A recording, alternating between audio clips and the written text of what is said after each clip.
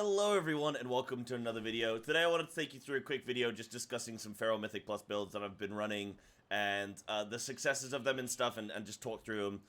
In general, it is a tyrannical week right now. It's actually Christmas Day for anyone who celebrates it. It's 25th of December.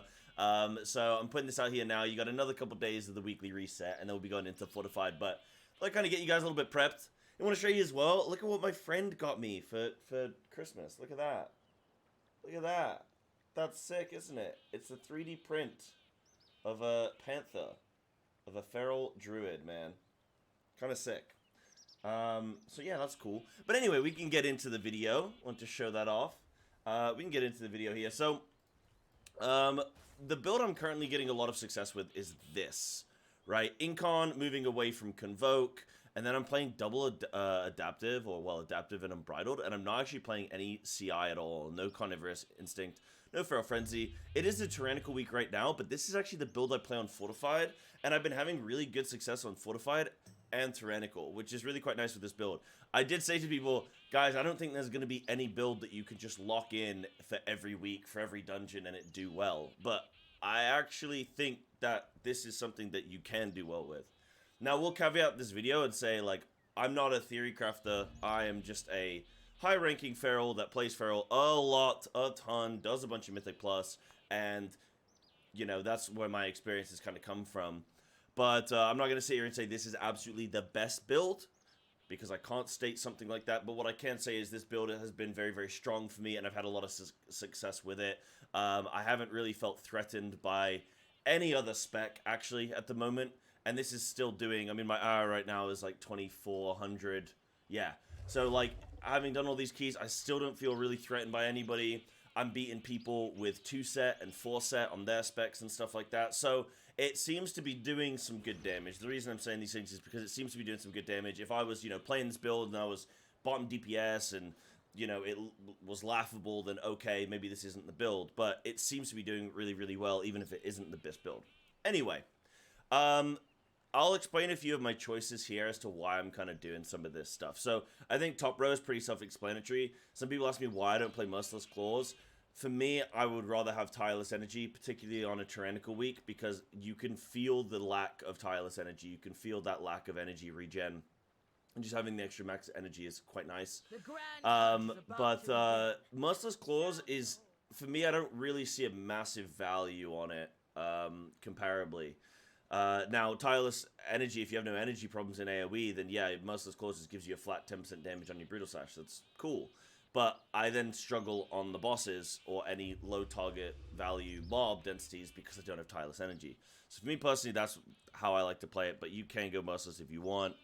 Everything else I think is pretty self-explanatory, and then we come down to the final section here, the final kind of third. So, I'm playing Incarn. Incarn, I think, is a lot better than Convoke right now. Convoke fell off because we don't have Conflux of the Spirits anymore, the Conduit, and we also don't have Nia, which used to give us massive amounts of mastery for Convoke anytime we would be using it for like 30 seconds or so, or like 20 seconds, something like that. So we don't have those things anymore. That weakens Convoke.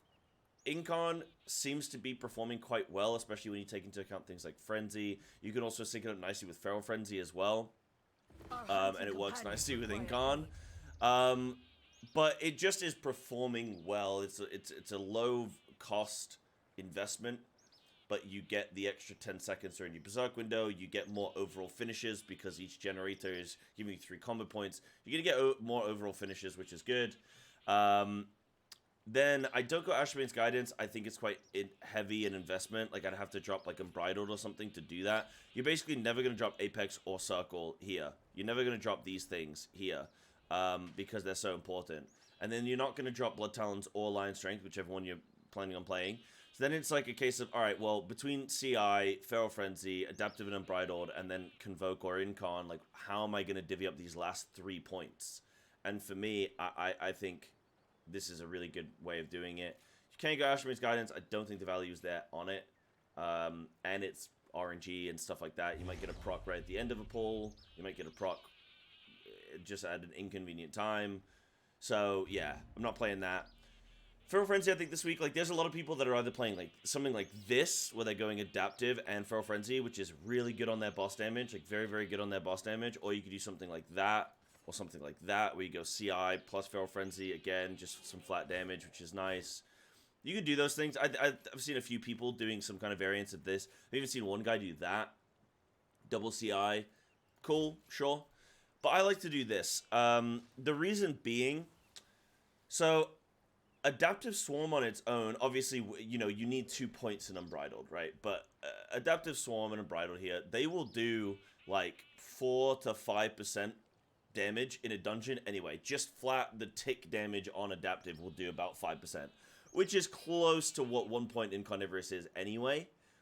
But then on top of that, you then have the extra periodic damage effect from Adaptive on things. And when you have time, when you're in medium density or low density mob groups, then you have time for your Adaptive to spread onto everything. And when things are living for a long time as well, everything basically has it for a very, very high uptime. So that's why I kind of like Adaptive and Unbridled. And then on top of that, like we also have the mass amount of additional healing that Unbridled will bring. Like, I can do a good 2.5 million healing just with having Unbridled here as well. And when it's a Grievous week and it's bursting, having this, I think, is really, really valuable. So it's extra healing. It does a good 4-5% damage just on its own anyway. And then on top of that, you get the increased periodic effects. And you get the increased boss damage and stuff from Adaptive. So I think it's really good. The reason I prefer it to Feral Frenzy is because, yeah, Feral Frenzy might do more boss damage specifically, but Unbridled is going to do more overall key damage. And there's the additional healing. And I find that right now, I'm not depleting keys due to bosses. I'm not depleting keys because bosses aren't dying quick enough. Like, it's the first boss of Sanguine Depths. It's like, right, this boss needs to die yesterday. So we need all the boss damage we can do, and if we get past this boss, then the key is timed. The closest thing I think of is Academy right now. Academy is kind of like that with the tree boss. But it's mass AoE, in which case Feral Frenzy is a bit whatever, because you have so much funnel with Apex anyway, that it's like, Feral Frenzy is like, yeah, I guess, but you don't really need it. So, you know, a pure single target boss that needs to die yesterday, I'm not seeing that much. So Feral Frenzy, the extra value for me on single target isn't worth the damage that I lose then on AoE from not having Unbridled. So that's why I really like this build. But I play this on Fortified and Tyrannical. It's been doing well for me so far. Hopefully this has been like a good video for you guys. Make sure you come check me out on twitch.tv/Psybearslat_TV. Link in the description. Check me out on my Discord. You can join that. Check me out on Twitter. I do offer like free coaching and stuff, so you guys can come into the stream and you know, submit your videos, find out how to do that.